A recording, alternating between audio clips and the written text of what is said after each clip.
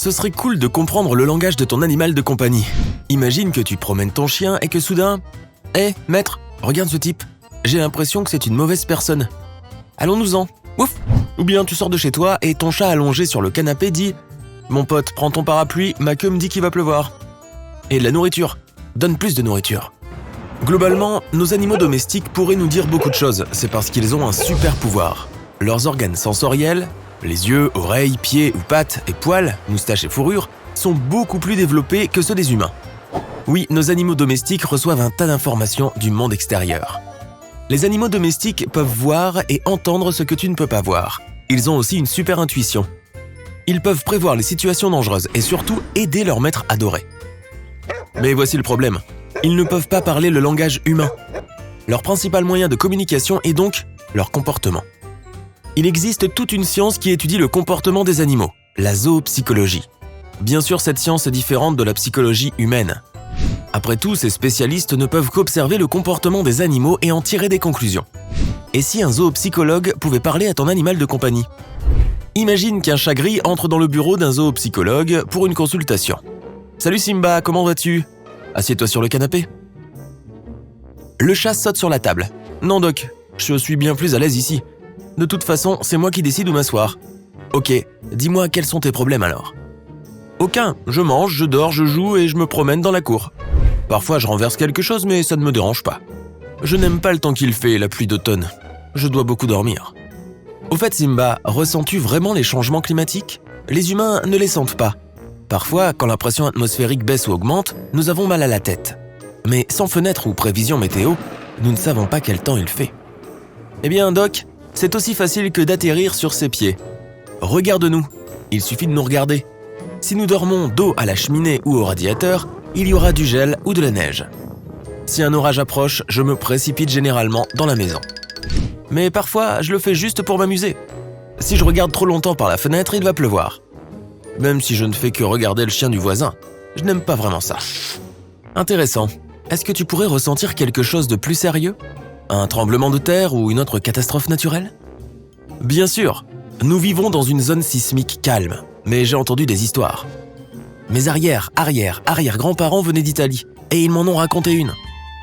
En 1944, dans une ville près de Naples, un couple de personnes âgées allait se coucher. Leur chat Toto a commencé à agir bizarrement. Toto courait nerveusement partout à la recherche d'un endroit où se cacher. Il a même refusé de dîner. Au lit, Toto a réveillé l'homme en lui donnant un coup de patte sur les joues. La femme a dit à son mari que Toto essayait de les prévenir du danger. « Je t'en prie, allons chez ma sœur. » Ils ont rapidement fait leur bagage et sont partis. Le Vésuve est entré en éruption cette nuit-là. La lave a complètement recouvert leur ville. Mais entre-temps, le couple et leur chat avaient rejoint un endroit sûr. C'est une histoire fantastique, Simba, mais je ne comprends pas vraiment comment Toto a ressenti le danger. Je vais t'expliquer. Avant une catastrophe naturelle, de nombreux changements se produisent dans l'environnement.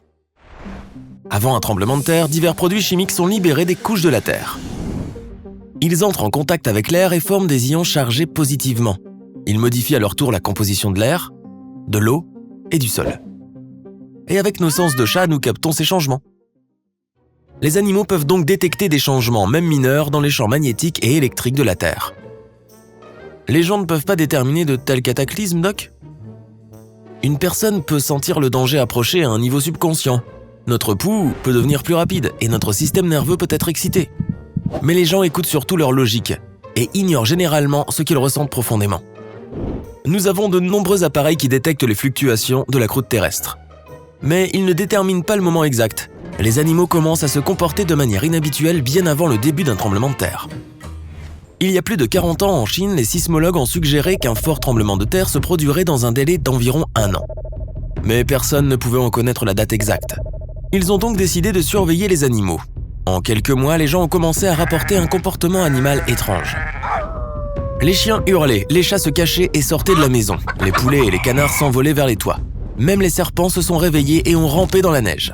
Les scientifiques ont sonné l'alarme et ont emmené les habitants dans un endroit sûr. Un tremblement de terre de 7,3 s'est produit 8 heures plus tard. Depuis lors, les scientifiques asiatiques étudient de près le comportement des animaux. Ils ont découvert en effet que, lorsque le danger approche, les chats miaulent bruyamment. Leurs fourrures se hérissent, leurs oreilles s'aplatissent. Souvent, ils essaient de quitter la maison avec leurs chatons. Les chiens gémissent, aboient et peuvent même mordre. C'est pourquoi je me tiens toujours à l'écart des chiens, Doc. Mais qu'en est-il des poissons et des oiseaux? Les habitants des zones dangereuses gardent souvent des canaris chez eux. Lorsque ces derniers sentent qu'un tremblement de terre est proche, ils se mettent à gazouiller avec crainte et à battre des ailes. Au Japon, où les tremblements de terre sont fréquents, de nombreuses personnes élèvent des poissons rouges. Quand le danger arrive, leurs poissons commencent à se comporter de manière agitée. Les humains sont souvent inattentifs. Vous savez, parfois j'admire les belles choses pendant longtemps et mes propriétaires pensent qu'il y a un fantôme. Ils ne savent tout simplement pas que la structure de l'œil d'un chat peut capter les choses les plus infimes, comme un rayon de lumière sur un grain de poussière. Pour nous, c'est comme si on regardait un espace vide. Les chats peuvent également voir la lumière ultraviolette avec un champ de vision de 295 degrés. Grâce à cette vision, ils ont pu aider les gens plus d'une fois. As-tu déjà entendu cette histoire?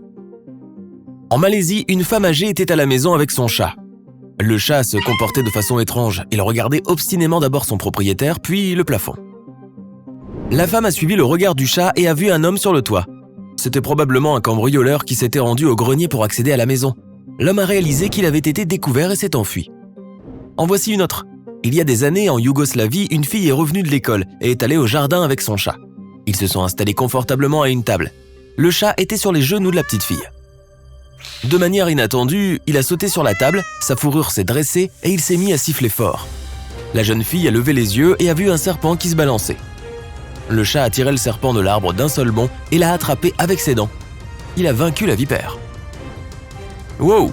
Comment une personne pourrait-elle ne pas remarquer un serpent? Eh bien, c'est parce que dans le monde moderne, les gens ont perdu leur instinct de conservation. Nous n'avons pas besoin de chercher de la nourriture ou de nous cacher des animaux dangereux. Nous sommes trop occupés par la routine, l'activité mentale et la logique. Oui, parfois j'ai l'impression que quelque chose ne va pas. J'entends des vibrations, même chez les gens. Je me demande souvent si c'est une maladie. Et d'ailleurs, je peux sentir beaucoup de choses.